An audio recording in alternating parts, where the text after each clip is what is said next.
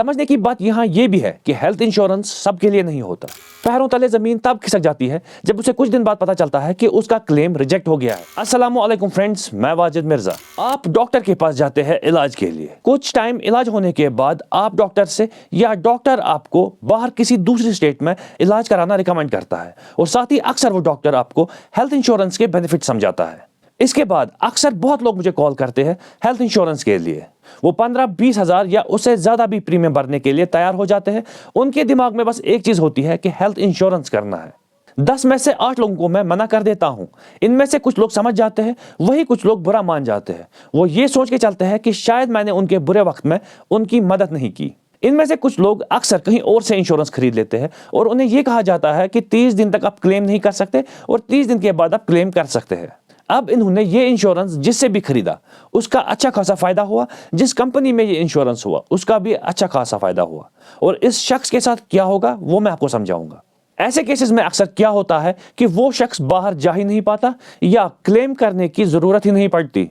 ऐसे में सबका ही फायदा हो जाता है। ऐसे केसेस में अक्सर प्रॉब्लम तब होती है जब वो शख्स हेल्थ इंश्योरेंस लेने के 30 दिन बाद किसी लोकल या बाहर किसी स्टेट के प्राइवेट हॉस्पिटल में इलाज के लिए जाता है।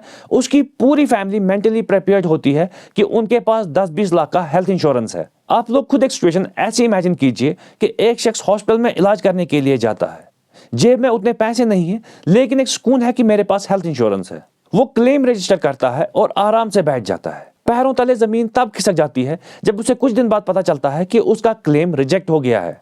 कंपनी इसे प्री एग्जिस्टिंग डिजीज बोल के इसकी क्लेम रिजेक्ट कर देती है। यानी कंपनी ये कहती है कि इस शख्स ने जिस इलाज के लिए क्लेम रजिस्टर किया था वो प्रॉब्लम इस शख्स में पॉलिसी लेने से पहले से चली आ रही है और पॉलिसी लेते वक्त इस शख्स ने अपनी इस प्रॉब्लम का पॉलिसी में मेंशन नहीं किया था और कंपनी इस शख्स पे फैक्ट छुपाने का इल्जाम डाल देती है। अब जो पैसे इस शख्स ने कंपनी को दिए थे हेल्थ इंश्योरेंस के लिए, चाहे 10,000 या 1 लाख, वो सारे जाया हो जाते हैं। इसके बाद कुछ लोग वहीं सब कुछ खत्म कर देते हैं तो कुछ लोग कोर्ट के चक्रों में फंस जाते हैं। याद रखिए दोस्तों, हेल्थ इंश्योरेंस हर कंपनी के लिए एक सेंसिटिव प्रोडक्ट है।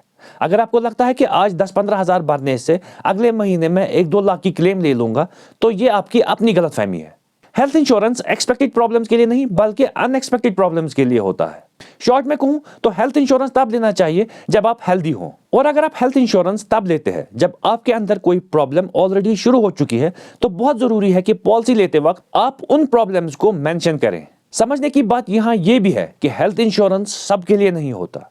ये सिर्फ उन लोगों के लिए होता है जो साल का 15-20 हज़ार आराम से सदके की तरह दे सके, और साल खत्म होने के बाद अगर उस साल उन्हें किसी भी इलाज की जरूरत ना पड़े तो उन्हें इस बात का स्ट्रेस ना हो कि हमारे पैसे जाया हो गए। अगर आप ऐसी फाइनेंशियल कंडीशन में है और हेल्थ वाइज भी ठीक है तब आपको हेल्थ इंश्योरेंस के बारे में सोचना चाहिए। Thank you.